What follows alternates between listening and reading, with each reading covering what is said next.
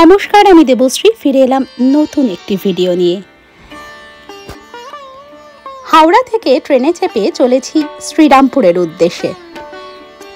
শ্রীরামপুর যাচ্ছি কারণ রাত পোহালি রথযাত্রা উৎসব ইতিমধ্যেই পড়ে গিয়েছে আষাঢ় মাসের শুক্লা দ্বিতীয়া তিথি 1:25 আর আজ 26শে জুন এবং রাত পোহালি রথযাত্রা উৎসব শুরু হবে মহাসমারোহে 27শে জুন 11:19 পর্যন্ত থাকবে এই দ্বিতীয়া তিথি উদয়া তিথি অনুসারে।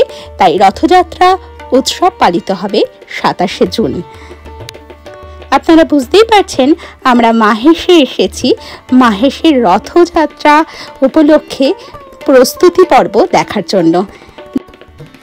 এই হলো মাহেশের ঐতিহ্যবাহী রথ, যার চূড়ায় এখন চলছে চক্র লাগানোর কাজ। মাহেশের রথযাত্রা উৎসব ভারতের দ্বিতীয় প্রাচীনতম রথ উৎসব। এই বছর 629তম বছরে পদার্পণ করল।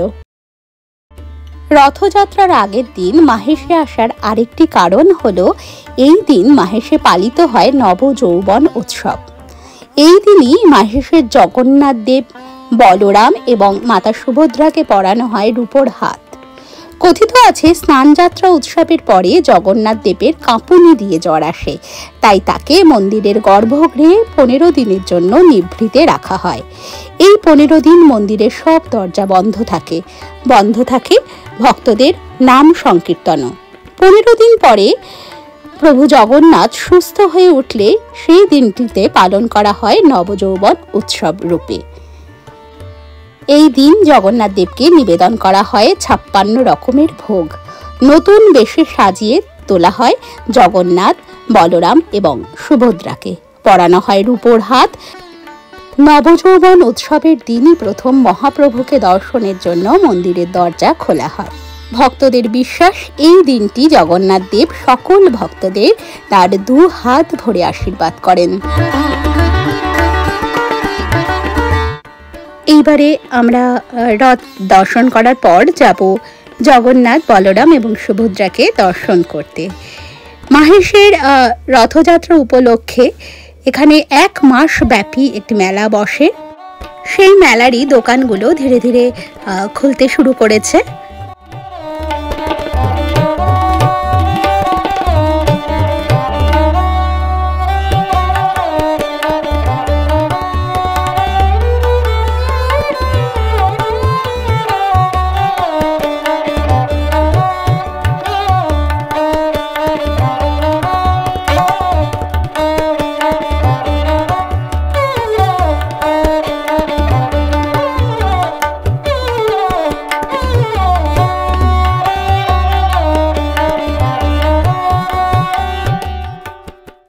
ওই দেখা যায় মাহেশের জগন্নাথ মন্দিরের চূড়া।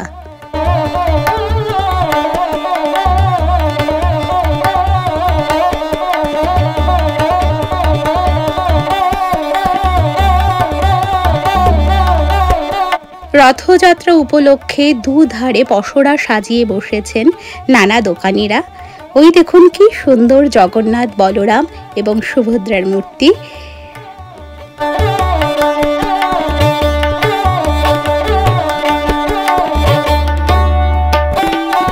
ভক্তরা অধীর আগ্রহে অপেক্ষা করছে জগন্নাথ দেবকে দর্শন করার জন্য, কারণ 15 দিন বাদে আজই প্রথম প্রভুর দর্শন পাওয়া যাবে। আজ রাজবেশে সেজে বসে আছেন প্রভু জগন্নাথ, বলরাম এবং সুভদ্রা। সাথে দেখতে পাচ্ছেন লাগানো আছে রূপোর হাতটিও।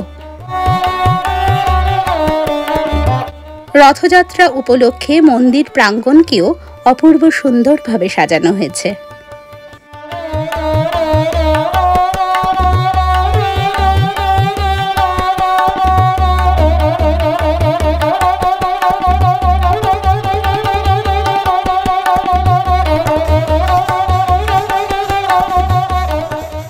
সময় হয়ে গিয়েছে সন্ধ্যা আরতির।